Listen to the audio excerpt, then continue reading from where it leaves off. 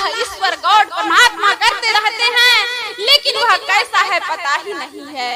राम नहीं है नारा, वो विश्वास है। राम नहीं है नारा, वो विश्वास है। भौतिकता की नहीं, दिलों की प्यास है। राम नहीं मिलते ईंटों में, गारों में, राम मिलेंगे निर्धन के आंसू धारों में। राम नहीं मिलते मंदिर के फेरों से, राम मिलेंगे सबरी के झूठे बेरों में। राम मिलेंगे मर्यादा में जीने में, राम मिलेंगे हनुमान के सीने में। राम मिले हैं वचन निभाते आयु को, राम मिले हैं घायल पड़े जटायु को। राम मिले हैं ममता की माँ कौशल्या को, राम मिले हैं पत्थर बनी अहिल्या को।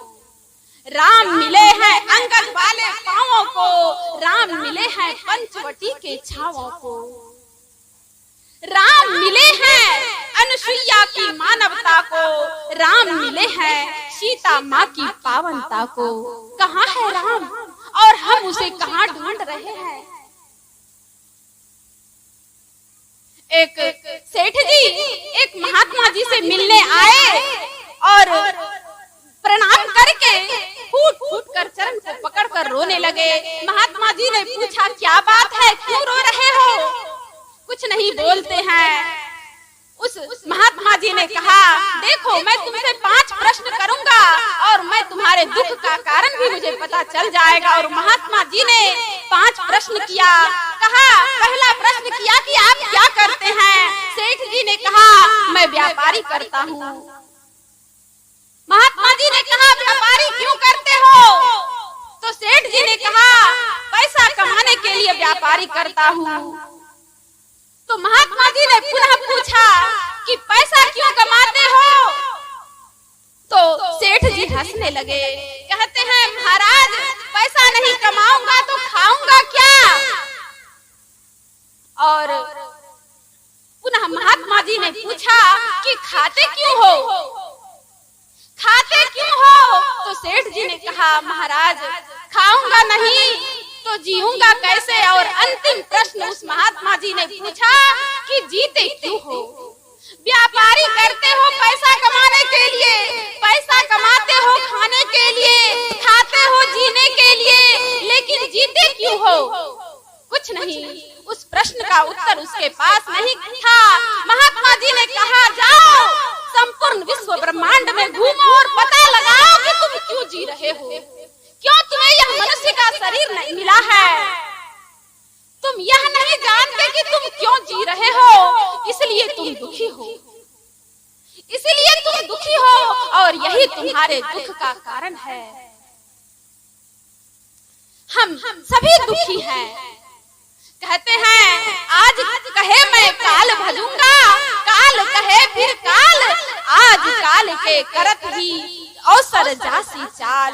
वक्त कहाँ है? वक्त नहीं है ऐ वीरो अब गाफिल होकर सोने का, बिंदु राह से निकल बहादुर तम मंडल टपना होगा। वक्त था जब काम का उसे उड़ाया धूल में, वक्त था जब काम का उसे गमाया भूल में। वक्त था हर सांस को जौहर बना सकता था तू, वक्त को बर्बाद करके जिंदगी खोता रहा। अंत में ऐसा न हो कि हम हाथ मलते रह जाएं और हमें कुछ न मिले, और हम हारते रह जाएं, रोते रह जाएं, पछताते रह जाएं। भगवान बुद्ध की वाणी में आया है, अगर मनुष्य शंका दूर करने में खुश होता है और सदा विचार करता है और ऐसी वस्तु का ध्यान करता है जो शरीर संबंधी नहीं है, तो अवश्य वह काल की बेड़ी को काट डालेगा। सब दानों में धर्म का दान श्रेष्ठ है, सारे रसों में धर्म का रस मीठा है, सारे आनंदों में धर्म का आनंद श्रेष्ठ है। और तृष्णा को मारने से सब दुख नष्ट होते हैं। कहाँ है वह परमात्मा और हम उसे कहाँ ढूंढ रहे हैं? कहते हैं, जो पर लोक इहों सुख चाहू, सुनि मम वचन हृदय दृढ़ कहू। सुलभ सुखद मार्ग यह भाई, भगति मोरी पुराण श्रुति गाई। इस संसार में ढूंढने पर हमें सुख नहीं मिलता है। सुख तो सब ढूंढते हैं, लेकिन सुख के बदले हमें दुख ही हाथ लगता है। कारण क्या है? हम गलत दिशा में ढूंढ रहे हैं। महर्षि संतसेवी परमहंस जी महाराज के प्रवचन में मैं एक बार पढ़ रही थी, उनसे एक व्यक्ति ने पूछा कि परमात्मा हमारी प्रार्थना को क्यों नहीं सुनते हैं? तो महर्षि संतसेवी परमहंस जी महाराज ने कहा, देखो जी, प्रार्थना तुम्हारी परमात्मा अवश्य सुनेंगे, लेकिन तुम्हारी प्रार्थना की दिशा सही होनी चाहिए। मान लो कि तुम्हें दिल्ली जाना है और तुम कलकत्ता जाने वाली ट्रेन पर बैठ जाओ और भगवान से प्रार्थना करो, हे भगवान मुझे सही सलामत दिल्ली पहुंचा दीजिए, मुझे सही सलामत दिल्ली पहुंचा दीजिए। क्या वो पहुंचा पाएंगे?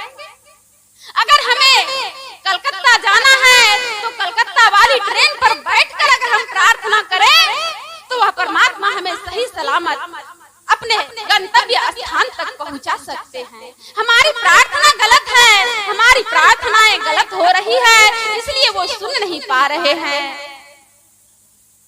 कहते हैं परिश्रम करे कोई कितना भी, लेकिन कृपा के बिना काम चलता नहीं है। निराशा निशा नष्ट होती न तब तक, दया भानु जब तक निकलता नहीं है।